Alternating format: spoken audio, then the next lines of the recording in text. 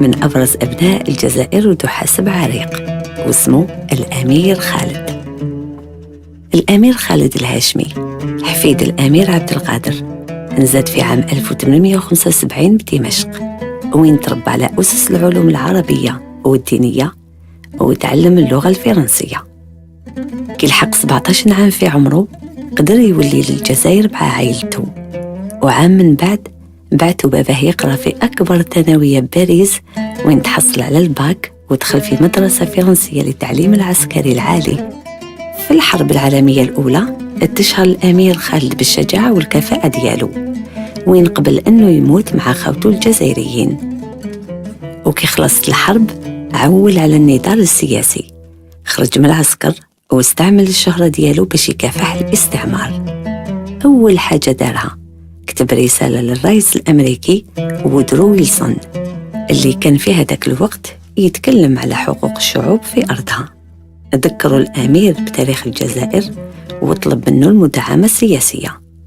كي سمعت فرنسا بهذه الرسالة عرضت على الأمير الجنسية الفرنسية ومستقبل مضمون لو كان يسكت.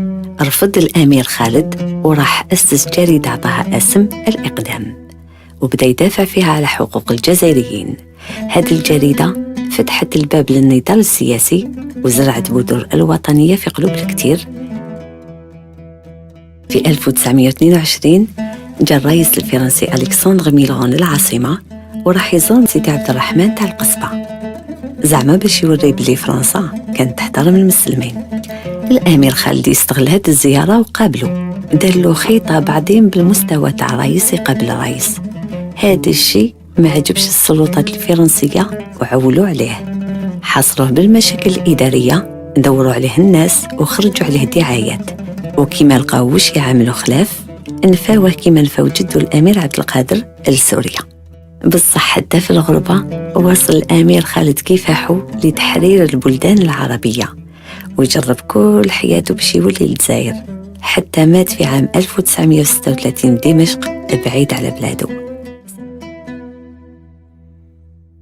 سيذكرك الشعب دهرا مديدا، فأنت لأبنائه والدا، وأنت قريبا لهم وبعيدا، وحيا وميتا لهم قائدا.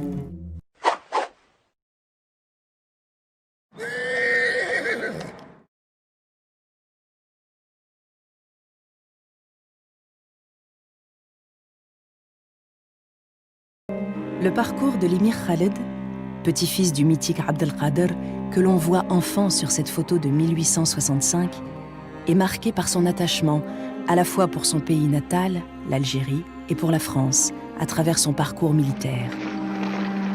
À l'âge de 18 ans, il est reçu à Saint-Cyr, dont il sort sous-lieutenant. En 1896, il débute une carrière d'officier dans un régiment de l'armée d'Afrique. Mais le jeune homme a du mal avec l'autorité hiérarchique et le poids de la colonisation. Il refuse toute naturalisation qui lui ferait renoncer à son identité et à sa religion. Il est muté au Maroc, reçoit la Légion d'honneur, mais ses critiques à l'égard de la politique française lui valent d'être mis à l'écart. Envoyé en Algérie, il rejoint le mouvement des jeunes Algériens, partisans de l'autonomie. Mais dès la déclaration de guerre en 1914, il est volontaire pour servir dans les goumiers. Malgré son engagement politique, il reste fidèle à la France. Pendant 18 mois, il est au front, obtenant la croix de guerre et plusieurs citations. Gravement handicapé par une tuberculose contractée dans les tranchées, il reprend néanmoins l'uniforme et devient commandant dans les cavaliers spahis. Il reste l'un des très rares soldats maghrébins à avoir atteint le grade d'officier supérieur, tout en continuant à défendre le droit des peuples colonisés à décider de leur destin. Malgré ce parcours exemplaire, il sera expulsé de France en 1923 et finira sa vie en Syrie. Lettre de l'émir Khaled à Woodrow Wilson, président des États-Unis d'Amérique, mai 1919. Monsieur le Président, nous avons l'honneur de soumettre à votre haute appréciation et à votre esprit de justice un exposé succinct de la situation actuelle de l'Algérie, résultant du fait de son occupation par la France depuis 1830. dans une lutte inégale, mais qui a été cependant tout à l'honneur de nos pères, les Algériens ont combattu pendant 17 ans, avec une énergie et une ténacité incomparables pour refouler l'agresseur et vivre indépendants. Le sort des armes ne leur fut malheureusement pas favorable. Depuis 89 ans que nous sommes sous la domination française, le paupérisme ne fait qu'augmenter chez nous, pendant que les vainqueurs s'enrichissent à nos dépens. La Convention, signée le 5 juillet 1830 entre le général de Bourmont et le dey d'Alger, nous garantissait le respect de nos lois, de nos coutumes et de notre religion. La loi de 1851 a consacré les droits de propriété et de jouissance existants au temps de la conquête. En débarquant à Alger, le 5 mai 1865, Napoléon III lançait un manifeste à la population musulmane. Lorsque, il y a 35 ans, disait-il, la France a mis les pieds sur le sol africain, elle n'est pas venue détruire la nationalité d'un peuple, mais au contraire, affranchir ce peuple d'une oppression séculaire, elle a remplacé la domination turque par un gouvernement plus doux, plus juste, plus éclairé. Nous nous attendions à vivre en paix, côte à côte et en association avec les nouveaux occupants, nous basant sur ces déclarations officielles et solennelles. Par la suite, nous nous sommes aperçus, hélas, à nos détriments, que d'aussi belles promesses ne devaient subsister qu'en paroles. En effet, comme au temps des Romains, les Français refoulèrent progressivement les vaincus en s'appropriant les plaines fertiles et les plus riches contrées. Jusqu'à nos jours, on continue de créer de nouveaux centres de colonisation, en enlevant aux indigènes les bonnes terres qui leur restent, sous le prétexte intitulé « expropriation pour cause d'utilité publique ». Les biens Abou, qui se chiffraient par des centaines de millions de francs et qui servaient à l'entretien des monuments religieux et à venir en aide aux pauvres, ont été pris et répartis entre les Européens, chose extrêmement grave étant donné la destination précise et religieuse qu'avaient assignée à ces biens leurs donateurs. De nos jours, malgré la loi de séparation des églises et de l'État, le peu de biens Abou qui reste est géré par l'administration française sous le couvert d'une cultuelle dont les membres serviles ont été choisis par elle. Inutile d'ajouter qu'ils ne possèdent aucune autorité. Contrairement à notre religion, l'administration profite de toutes les occasions, surtout pendant cette guerre, pour organiser dans nos mosquées et nos lieux saints des manifestations politiques. En présence d'une foule composée surtout de fonctionnaires, on fait lire des discours préparés pour la circonstance par les chefs du culte et on pousse même le sacrilège jusqu'à faire participer la musique militaire à ces manifestations humiliantes pour l'esprit religieux du musulman. Voilà ce qu'ont a fait des déclarations du général de Bourmont du 5 juillet 1830 et de la loi de 1851. Pendant 89 ans, l'indigène a été accablé sous le poids des impôts français et impôts arabes antérieurs à la conquête et maintenus par les nouveaux conquérants. En consultant la balance des recettes et des dépenses de l'Algérie, on voit aisément que, des indigènes surtaxés, la répartition du budget ne tient presque aucun compte de leurs besoins spéciaux. Plusieurs tribus sont sans route et la grande majorité de nos enfants sans école. Grâce à nos sacrifices, on a pu créer une Algérie française très prospère, où la culture de la vigne s'étend à perte de vue, le pays est sillonné de chemins de fer et de routes entre les villages européens.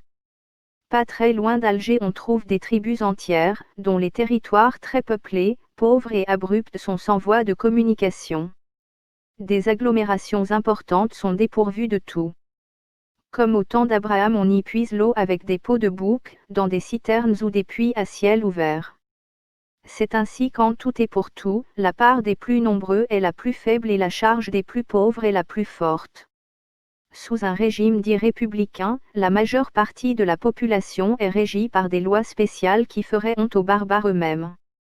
Et ce qui est typique, c'est que certaines de ces lois qui instituent des tribunaux d'exception, tribunaux répressifs et cours criminelles, datent des 29 mars 1902 et 30 décembre 1902. On peut voir là un exemple de la marche régressive vers les libertés. Pour que nous ne soyons pas taxés d'exagération, nous joignons à cette requête deux brochures écrites par deux Français d'Algérie, maître François Marneur, avocat à la Cour d'appel d'Alger et Charles Michel, conseiller général et maire de Tébessa. Elles sont édifiantes sur l'odieuse injustice de ces lois.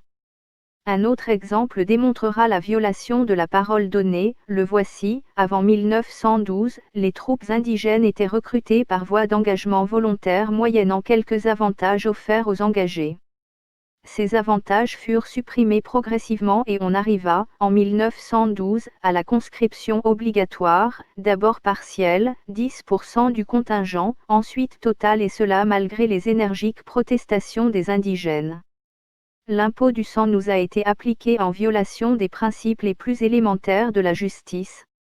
Appauvris, asservis et avilis par le droit du plus fort, nous n'avions jamais pu croire cependant qu'une pareille charge, réservée aux seuls citoyens français, jouissant de tous les droits, viendrait un jour peser sur nos épaules. Des centaines de milliers des nôtres sont tombés aux différents champs de bataille, luttant malgré eux contre des peuples qui n'en voulaient ni à leur vie ni à leurs biens. Les veuves, les orphelins et les mutilés de cette guerre ont des traitements ou des subsides inférieurs même à ceux des néo-français. Beaucoup de blessés, incapables de tout travail, viennent grossir les rangs des malheureux qui pullulent dans les villes et les campagnes. Il est bien facile à l'observateur impartial de constater la grande misère des indigènes. À Alger même, des centaines d'enfants des deux sexes, déguenillés et rachitiques, traînent leur misère dans les rues en sollicitant la charité publique. En présence de ces faits navrants, le gouvernement général de l'Algérie reste absolument indifférent. Sous le fallacieux prétexte de ne pas porter atteinte à la liberté, les mœurs sont complètement relâchées et les boissons alcoolisées sont servies à profusion aux indigènes dans les cafés. En vaincus résignés, nous avons supporté tous ces malheurs en espérant des jours meilleurs. La déclaration solennelle suivante, aucun peuple ne peut être contraint de vivre sous une souveraineté qu'il répudie, faite par vous en mai 1917, dans votre message à la Russie, nous laisse espérer que ces jours sont enfin venus. Mais, sous la tutelle draconienne de l'administration algérienne, les indigènes sont arrivés à un degré d'asservissement tel qu'ils sont devenus incapables de récriminer, la crainte d'une répression impitoyable ferme toutes les bouches.